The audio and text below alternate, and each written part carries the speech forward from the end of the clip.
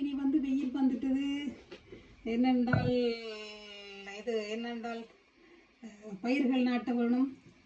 அப்போ நீங்கள் என்ன செய்யுங்க என்றால், இந்த தோல் கோழித்தோல், இந்த கோழித்தோல், மற்றது உள்ளி, மற்றது வெங்காயத்தோல், இதெல்லாத்தையும் உரித்து போட்டு கழுவி போட்டு தானே எல்லாம் உரிக்கிறோம். நீங்கள் உரிச்சிட்டு ஒரு பிளேட்டில் எல்லாம் கழுவி போட்டு தானே நீங்கள் வெட்டுற, நீங்கள் கழுவி போட்டு தானே உரிக்கிறது வெட்டுறது எல்லாம். அப்போ ஒரு பிளேட்டில் வச்சுட்டு இதுக்கு ஒரு சட்டி வையுங்க. அப்புறம் அந்த சட்டியிலே வைக்கலாம், ஒன்றும் பிரச்சனை இல்லை. இதுக்கு கொண்டு ஒரு சட்டியை வச்சுட்டு எல்லாத்தையும் போடுங்க. எல்லாத்தையும் போடுங்க. அதுக்குள்ளே போட்டுட்டு நீங்கள் அவிச்சு போட்டு இந்த தண்ணியை உடுக்க சேமித்து வையுங்க. நான் முதலும் காட்டினேன் புதாக்களுக்கு எப்படி இந்த பயிர்கள் வளருதுண்டு, எப்படி மிளகாய் காய்க்குது, எப்படி கத்திரிக்காய் காய்க்குதுன்னு கேட்குறீங்க. அப்போ இதெல்லாத்தையும் தண்ணி விட்டு என்ன சொல்லுங்க, தண்ணி விட்டு நீங்கள் இதை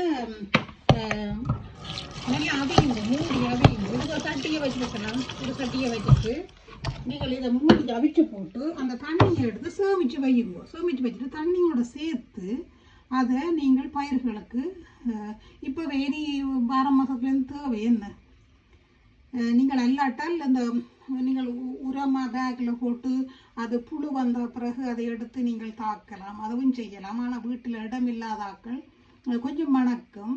சிலது நீங்கள் வெஜிடேரியன்டா தனியாக உருளைக்கிழங்கு தோல் ஸ்வீட் பொட்டேட்டோ தோல் எல்லாம் செய்யான சத்தாம் இல்லை. நான் இந்த பயிர்களை வளர்ச்சியை பார்த்து கண்டு கொண்டேன்.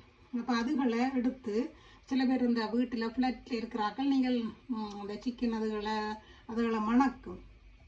அப்போ நீங்கள் அதுகளை விட்டுட்டு நீங்கள் தனியாக உள்ளித்தோல், வெங்காயத்தோல், மரவள்ளிக்கிழங்கு தோல் இல்லை அது போடாதீங்கோ. தெரியாது, சிலது நஞ்சான்னு சொல்கிறேன், என்ன தெரியாது. நீங்கள் உருளைக்கிழங்கு தோல், ஸ்வீட் பொட்டேட்டோ தோல் எல்லாத்தையும் அவிச்சு நீங்கள் தண்ணியை சேகரித்து வச்சு செய்யலாம். இறைச்சி உள்ளாக்கள் அப்படி செய்யலாம். பெரிய தோட்டம் உள்ளாக்கள் நீங்கள் இறைச்சி தோல், கோழிக்கால்கள் அதுகளை நீங்கள் அப்படி அந்த தேவையில்லாத கோழியில் வெட்டதில் நீங்கள் சேர்க்கலாம். பயிருக்கு மிகச்சிறந்த உரம். கடையில் நான் இதைத்தான் விற்கிறாங்க. கோழி எலும்பையும் அந்த எலும்பையும் போட்டு செட்டியான விலை. இது எப்படி நல்லா இருக்கா, அமுத்தி விடும். இதுக்கு ஒரு கரண்டி, இதுக்கும் வைக்கலாம். ஆனால் பரவாயில்ல தானே. வெங்காயம் கழுவி செய்கிறேன், நீங்கள் உருளைக்கிழங்கு போட்டுட்டு எல்லாம் கழுவி தானே செய்கிறீங்க. அது கிடைச்சினீங்களா? நான் அதுக்கப்புறம் பயமுண்டு வச்சுருக்கலாம். நீங்கள் இதை நல்லா கொதிக்கிட்டு இருக்க அமர்த்தி நல்லா இந்த கோழி இதுகளை செய்து விட்டால் நல்ல சத்துன்னு அப்படியே மூடி விட்டால் நல்லா ஊறி அதை எடுத்து போய் நாங்கள் போடணும். இப்போவே நீங்கள் நிறைச்சதுகளை வச்சுருந்தீங்கன்னா தான் உங்களுக்கு இந்த பயிர்களுக்கு நல்லா 12 மாதம் தொடங்கப்படும். என்ன இப்போவே சேர்த்து வச்சுருங்க. இங்கே பாருங்க எல்லாம் சேர்த்து வச்சுருக்கிறோம். அப்போ தான் பயிர்களை வளர வைப்பீங்க. இங்கே பாருங்க, இது வழியே நான் வட்டி விடுறேன். இங்கே பாருங்க, வட்டி விடுறேன் நான். இதுகளை போட்டு விடுறேன் நான். இதுகள் சில நேரம் பெரிய இடம் உள்ள ஆக்கள் இப்படி வெட்டி விடும்போது மற்றது வீடுகள் வழிய உங்களுக்கு இடம் இல்லாத ஆக்கள் ஒன்றும் செய்யலாது மம்பட்டி. அப்போ இதுகளை என்ன செய்ய போகிறோம் என்றால், இந்த இதுகளை அப்படியே இதில் போட்டுட்டு உங்களுக்கு இடம் இருக்கிறபடியா நீங்கள் இடம் இல்லாத ஆக்கள் நீங்கள் இதுகளை செய்ய முடிக்கிறாதீங்க. என்ன இப்போவே எல்லாத்தையும் நீங்கள் இதை போட்டால் தான் உங்களுக்கு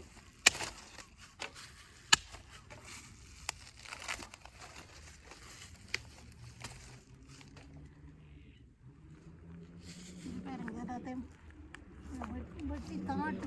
இங்கே பாருங்க, எல்லாத்தையும் நீங்கள் வெட்டி தாட்டால் தான் நல்ல உங்களுக்கு நல்ல மசாலா கிடைக்கும். நல்ல அப்போதான் நிறங்கள் நல்லா வளரும்.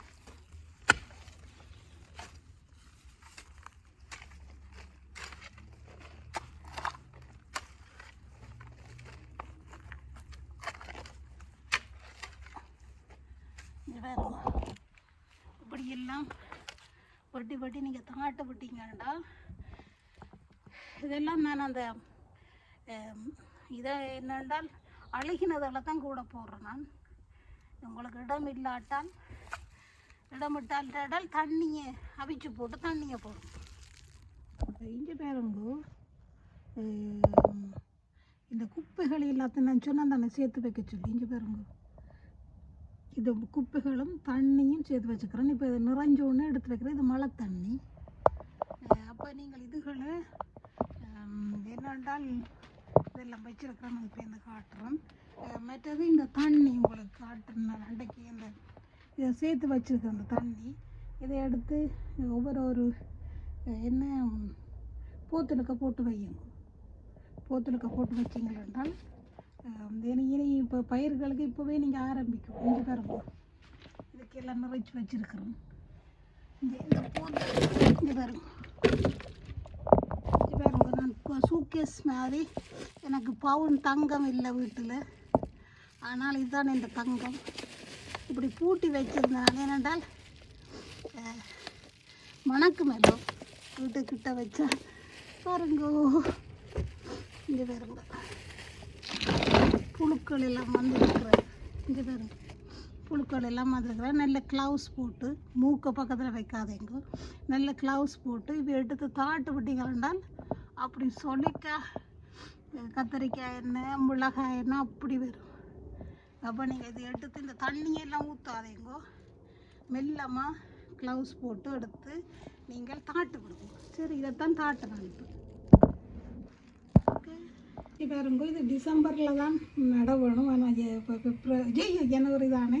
நான் ஒரு இரவு ஊற விட்டுட்டு இது வருவான பூ. இது நடுகளுமே வரும் ஒவ்வொரு வருஷம். மற்றது இது அந்த ஹேங்கிங் பாஸ்கெட். மற்றது இது சும்மா சிலவற்றை கொண்டு வேண்டியதான்.